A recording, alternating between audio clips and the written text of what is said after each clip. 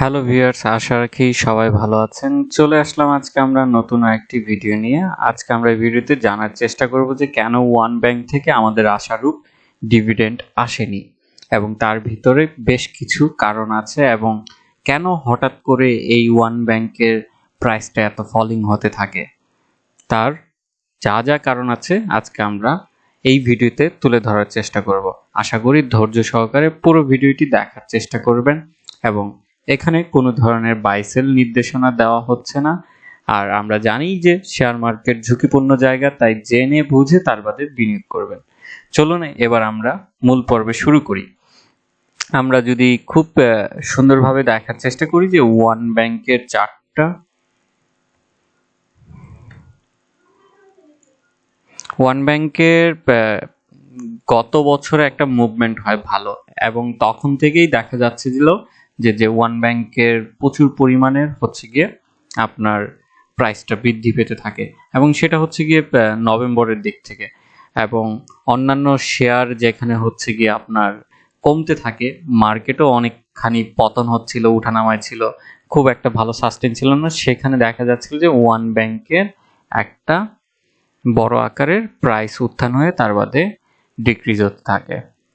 এরপরে দেখা যায় যে অ্যাভারেজলি ওয়ান ব্যাংকে আজ থেকে যে গত বছরের নভেম্বরের যে প্রাইসটা ছিল সেখানেই চলে এসেছে। আজকে এপ্রিলের আমরা লাস্ট এপ্রিল 28 তারিখের ট্রেড দেখছি যে সেখানে 13 টাকা 10 পয়সা, যেখানে তারা হাইয়েস্টে চলে গিয়েছিল 21 টাকা পর্যন্ত।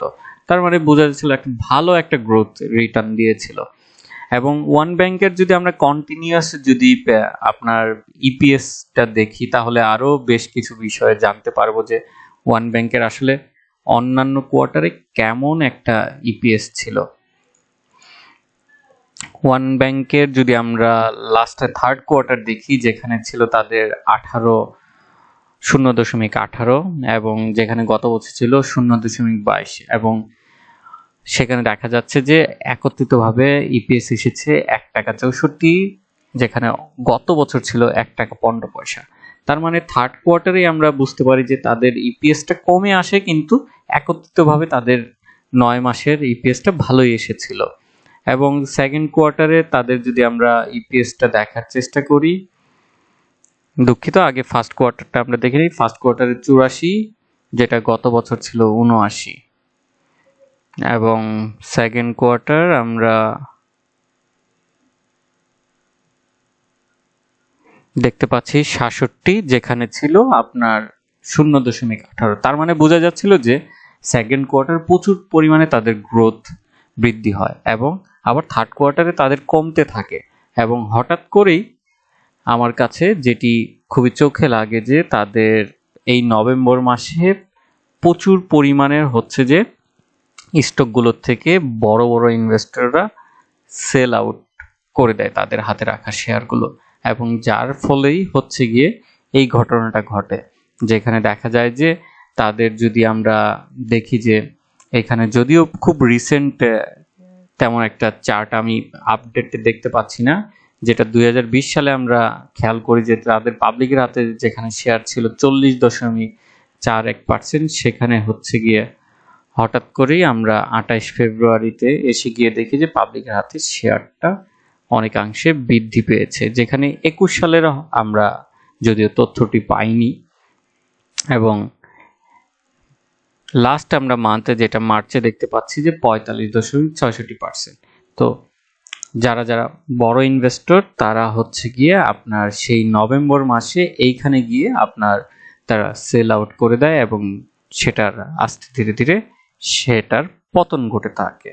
এখন এটার ভিতরে প্রথমত রহস্য হচ্ছে যে তারা অবভিয়াসলি জানতো যে কোম্পানিটির অবশ্যই ফোর্থ কোয়ার্টারে ভালো একটা ইপিএস আসছে না, এবং যার ফলে লাস্ট 3টা কোয়ার্টারের ইপিএস এর মধ্যে হিট করবে এবং সেটাই ঘটেছে।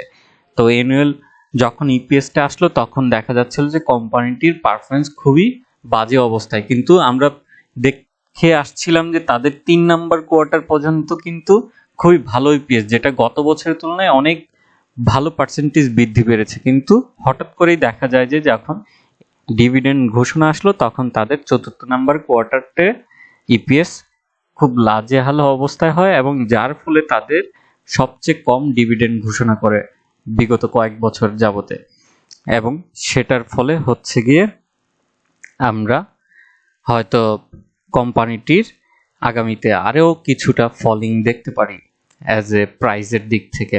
এবং কোম্পানিটির যেটি হচ্ছে গিয়ে যেখানে খুব প্রত্যাশা নিয়ে অনেকেই অনেক ভালো ভালো প্রাইসে গিয়ে কিন্তু শেয়ারটা ক্রয় করে এবং যেটার কারণে অনেকেই লসের সম্মুখীন হয়। তো আমাদের অবশ্যই অবজারভার হতে হবে, খোঁজ খবর রাখতে হবে যে কোম্পানিটি কেমন গ্রোথ হচ্ছে, তারা কি আদতেই ভালো অবস্থানে আছে কিনা। এগুলো হয়তো আমরা কাগজে পত্রে সবকিছু পাবো না, কিন্তু তার বাইরের দিক থেকে খোঁজ খবরগুলো নেওয়ার চেষ্টা করব, এতে যাতে আমাদের ইনভেস্টমেন্টটা অনেক ক্ষেত্রে অনেক সেফে থাকে। তো আজকে এতটুকুই। ভালো থাকুন এবং শেয়ার বাজারে জেনে বুঝে বিনিয়োগ করুন। ধন্যবাদ।